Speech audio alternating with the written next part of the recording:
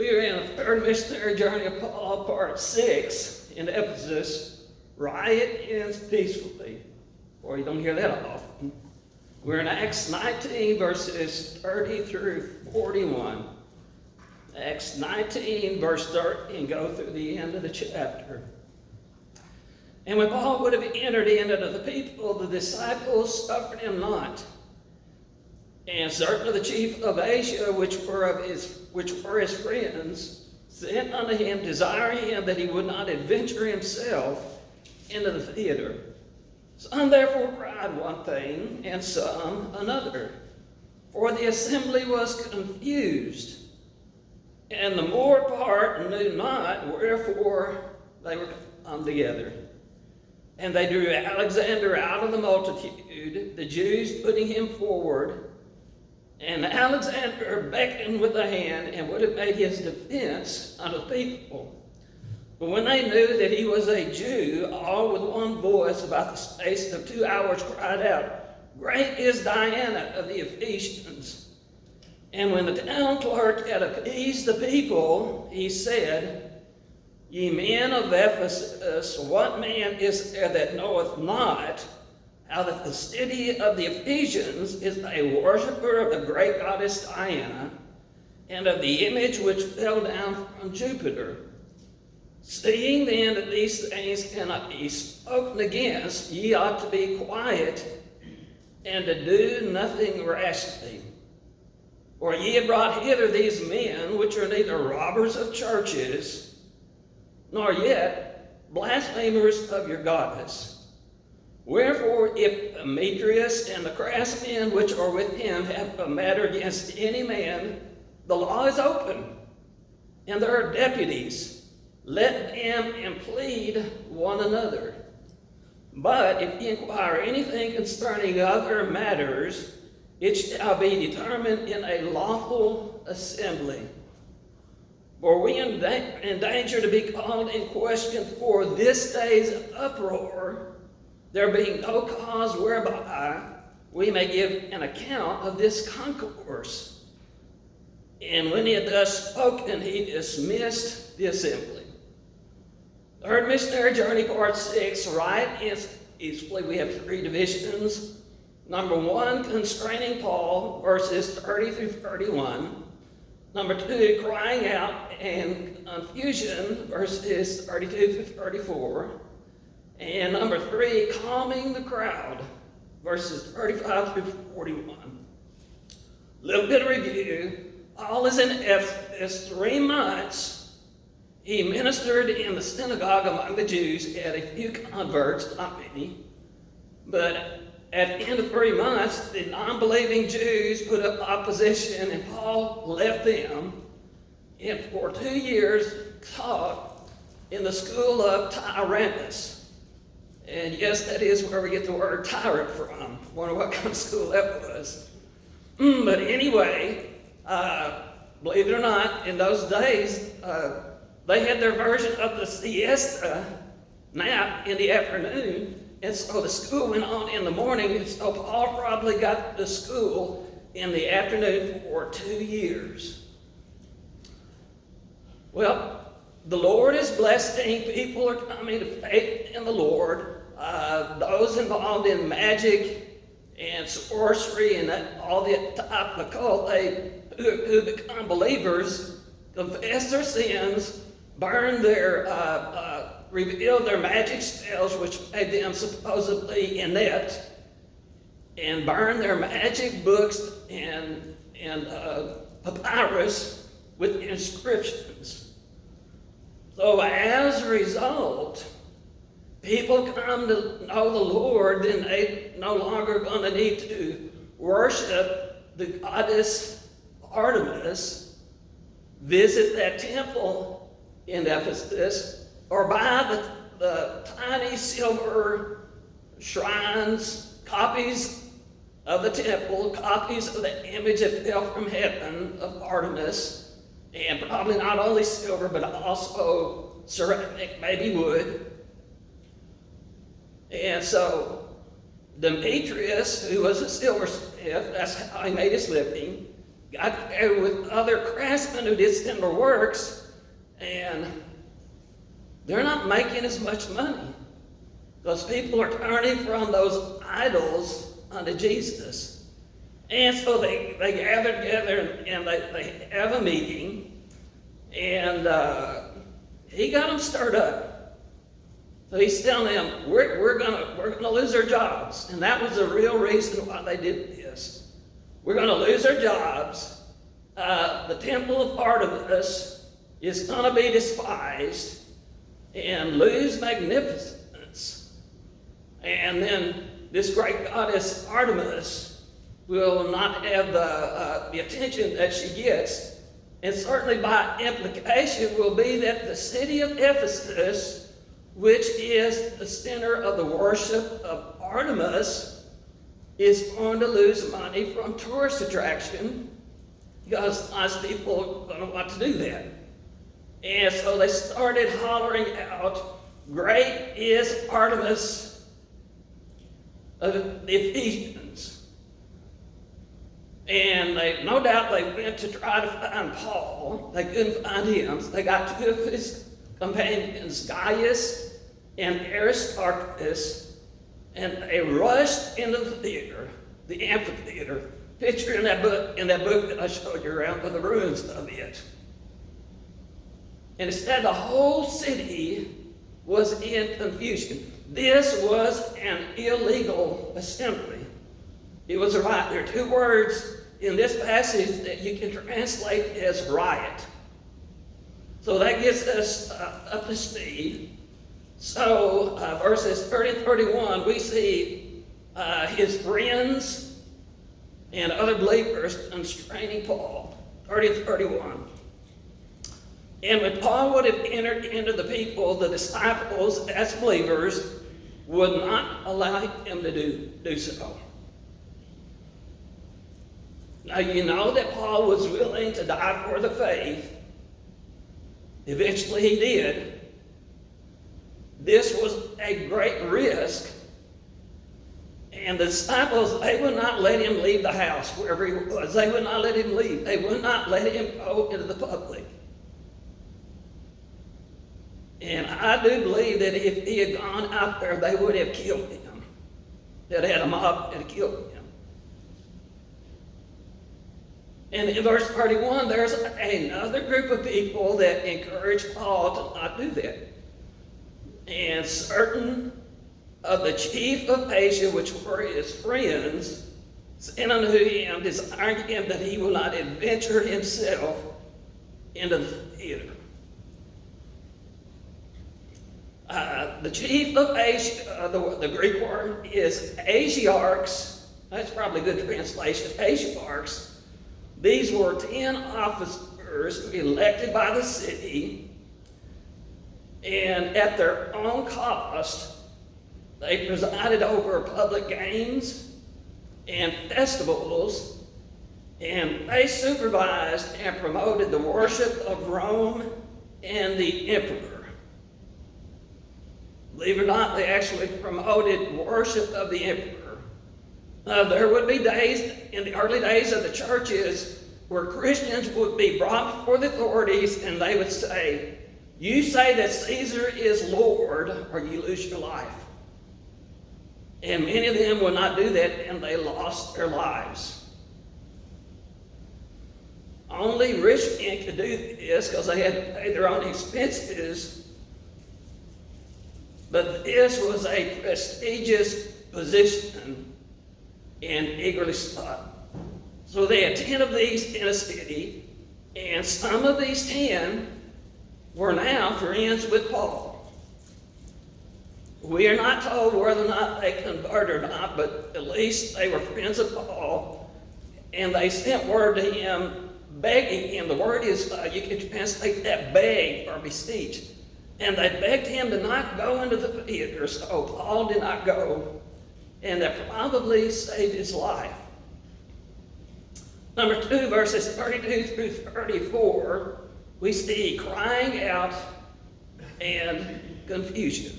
32. Some therefore cried one thing and some another. For the assembly was confused, and the more part knew not wherefore they were come together. No doubt some were crying still, "Great is Artemis of the Ephesians." There are others, and they were crying out other things. And that group of people, they were confused. And most of them, they didn't even know why they were there in the first place. I talked about this in the last message in this, in junior high during lunchtime at recess. They would have fights, many fights, and people would see the fights. We had to go and watch the fights, and then everybody on the outskirts, "Oh, look at the crowd, let's go and see what's going on." And they all got around and watched the fights until the teachers came out and broke it up. No doubt that's what happened on this day.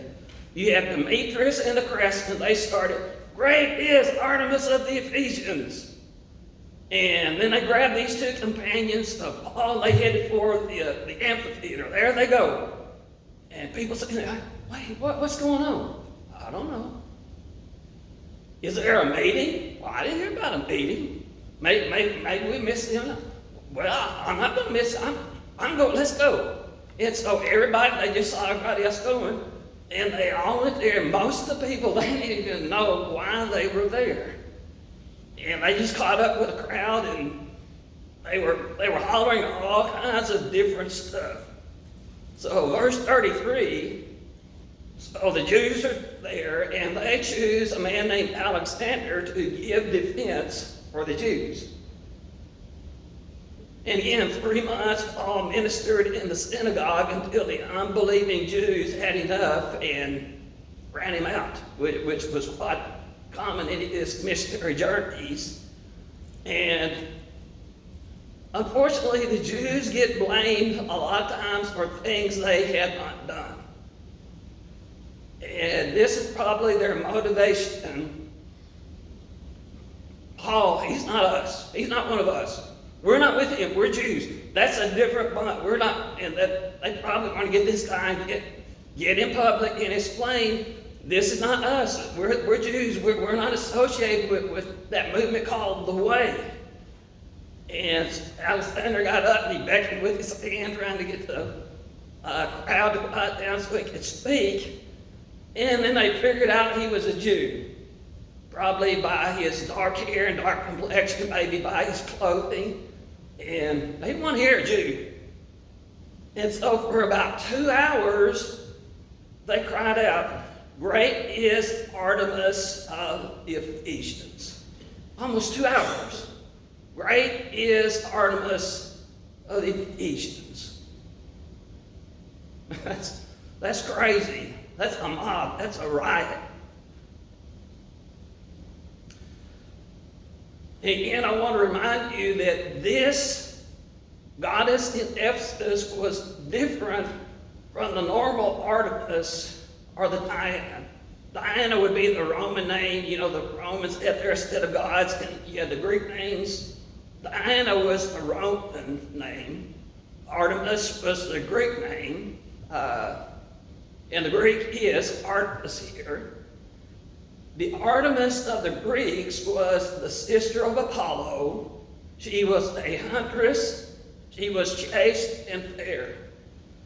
This goddess was nothing like that. She was like Astarte or the Lydian Cybele. She was a mother goddess of fertility. And those of you have seen that replica that has survived through history was a multi-breasted female that kind of ended in it ended in wood and not even human-like on the bottom. And they believe that was a meteorite that fell out of heaven. And we'll get to that later. But 2 hours, great is Artemis of the Ephesians, crying out in confusion.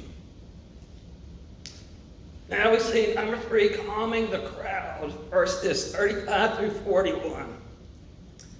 And when the town clerk had appeased the people, boy, I don't know how he did that. This guy was a talented man to be able to stop this riot from getting violent. But of course, after 2 hours of hollering out, you may not have any voice left. You may be give out, and they just wait until finally they couldn't holler any longer. And then the town clerk, he quietened, calmed the people. Let me talk about the town clerk, this position. The town clerk, the word is, could be translated secretary, but he was not just a secretary, he was more than that. He was the executive director of the city. He was over the assembly, over the city assembly, and he published the degrees of the assembly. He was over the city's money. That means he was a treasurer. He was the liaison to the proconsul in the city. Now, Ephesus was the most important city of the province of Asia. Now, today that'd be about Asia Minor, part of Turkey. Not as big as the Asia of today. But they had one proconsul who ruled over all of that area, proconsul of Asia. And his office was in Ephesus. And he was the Roman authority that everyone in Asia Minor had to answer to him because he had authority from Rome. So the town clerk, he was the liaison between the city of Ephesus and the proconsul. So that was a very important position. So he finally gets the people quiet and he says, "You men Ephesus, what man is there that does not know how the city of Ephesians is a worshiper of the great goddess Diana, the image was fell down from Jupiter?" He said, "Well, what's wrong, you guys? Everybody knows this. Everybody knows that Ephesus has that great temple of Artemis, which was one of the wonders of the ancient world. Had those columns, I think each one was dedicated or given by a king. They constantly added artwork and statues to make it even more magnificent. And everybody knows this is the center of the worship of this goddess. And the city is a worshiper of the great goddess Diana. The word for worshiper literally means temple sweeper. And it means that the city of Ephesus, they were the guardian, they were the warden of the temple of Artemis. And of that image which fell down from Jupiter. Again, in that book you have a copy that probably looks like the original one that fell. Probably was a meteorite that fell from heaven. Read of at least 2 other places, temples, that they had meteorites that had fallen, and they had them in their temples where they would actually worship those things that fell out of the sky. Which fell down from Jupiter, the word literally means fell down from Zeus. Zeus would be the Greek name of the god. Zeus was a god of the sky or heaven, and so any translation will be the image that fell down from heaven or fell out of the sky, which really is a good translation. Everybody knows this. The great temple of Artemis is here, and that image, it's here, and probably all of them had seen that image. And verse 36, seeing that these things cannot be spoken again, listen, who can, you've accused these guys, you're going to do away with this worship of Artemis? This is not going to happen. There's nobody going to be able to stop this. So what you need to do, you need to settle down and don't do anything rashly. Don't do anything that's going to get you and us in trouble. Verse 32, speaking of those 2 men that they had brought, Gaius and Aristarchus, for you have brought here these men, these 2 men, Gaius, Aristarchus, and they're neither robbers of temples, that's what the word means. They're not robbers of temples. That is, they're not sacrilegious. They haven't bothered this great temple here, nor yet blasphemers of your goddess, and they haven't spoken bad about your goddess. What they were doing, they were speaking good about Jesus. So, 38, therefore, if Demetrius and the craftsman, this man, the town clerk, he knew who started this. Demetrius and the craftsman, he knew who started it. And if we get in trouble, we're going to find you. So therefore, if Demetrius and the craftsman and those who are with him, if they have a matter against any person, if they think any person is wrong with them, the law is open. That is, the courts there are days of court. If they have a matter, sue Paul or any of these others and take it to court. The courts are open many days. Another option, and there are deputies, and this is just a word for proconsuls. They only had one proconsul. I read that in this time one of the proconsuls had been poisoned, so he probably was not on active duty, and the other one would come and replace him. So it may have been at this time they were in transition, but there's the office of the proconsul. If you have a gripe, go to the local courts, go to the proconsul over all of Asia, and let them make charges. Verse 30. But if there's anything else, but inquire anything concerning other matters, it shall be determined in a lawful assembly. So Chrysostom said that they had 3 days a month where they had organized local assemblies that met.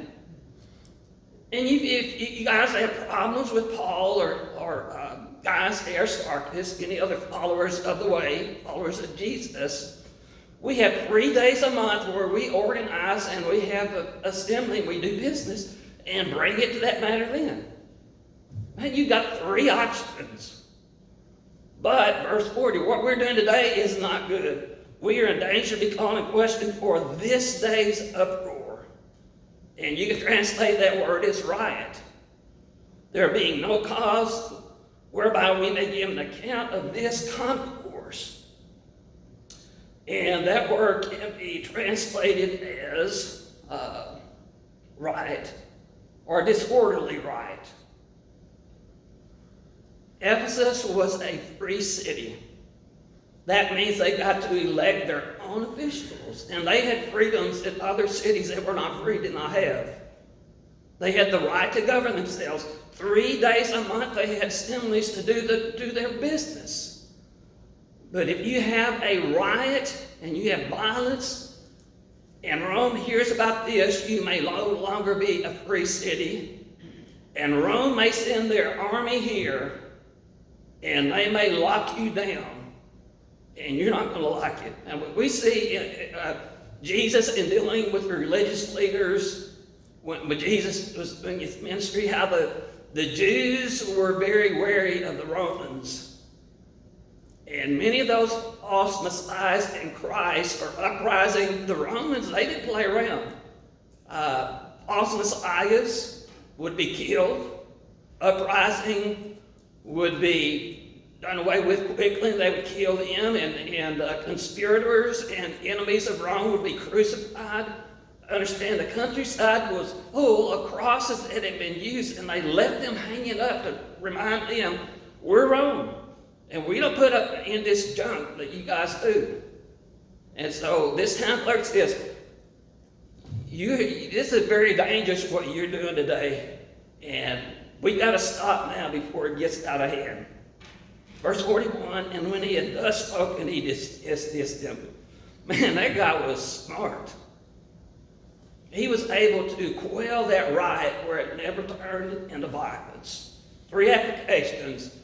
Number 1, protect others. Paul wanted to go out to the assembly. They probably would have killed him. But his fellow believers and the patriarchs did not want him to go, and so they protected him by doing that. We need to help others and protect them. Sometimes, especially kids, grandkids, they're not very wise, they don't have much experience, and they are prone to make bad decisions. And we need to give them advice and help them to not make bad decisions, protect them. But this is also true of other adults. We look at something from our viewpoint, we think, this looks like this might be a good thing, but somebody outside of us may be able to see something about a potential job or something else, or a promotion or something, or that we can't see, and they can help us and protect us by giving us good advice. Number 2, be open-minded. That right, they were not open-minded. When a Jew got up to speak, they wouldn't even let him speak. And this is true today. Most of our universities have been overrun by the left, and they will not allow free speech. And you have conservative speakers who come in, and they do like this group, and they shout out, and they don't even let them speak. Be open-minded. In the last few years, we don't really have freedom of speech. There are certain things that you talk about that you can be deplatformed. Facebook, Twitter, X, YouTube, and many have been. If you talk about election results, different views on health issues, how to deal with COVID, whether to take the shots. And there are doctors who lost their jobs and positions because they told what they thought was the truth. And they didn't even give a chance to give their view. They're just, you're guilty. And you lose your job. You can no longer be a doctor. You no longer have this position. Let us be open-minded and look at all the facts. Number 3, let us work for peace. Man, this town clerk, he made peace. Three areas to work for peace. Number 1, between nations. Why in the world we don't send ambassadors and peacekeepers to Ukraine and Russia instead of weapons? Russians, Ukrainians are being killed. Cities are being devastated. Why? Why does anybody even seek peace? Seek peace between individuals, family members' squabbles, problems at work, problems at school. Make peace between individuals, and most important is to make peace between people and God. We're ambassadors for Christ to help everyone be reconciled to Christ. If you don't know Jesus as Lord, you are God's enemy. And if you die in that state, you'll go to an eternal place of torment called the lake of fire and brimstone. And we don't want that to happen to you. We want you to give your life to Jesus, commit to Him as Lord, and be reconciled to God, and be at peace with God. And you can make that decision. Don't delay with that decision. Jesus said in Sermon on the Mount, Beatitudes, "Blessed are the peacemakers, for they shall be called the children of God." May we be peacemakers. Tommy, will you close this prayer?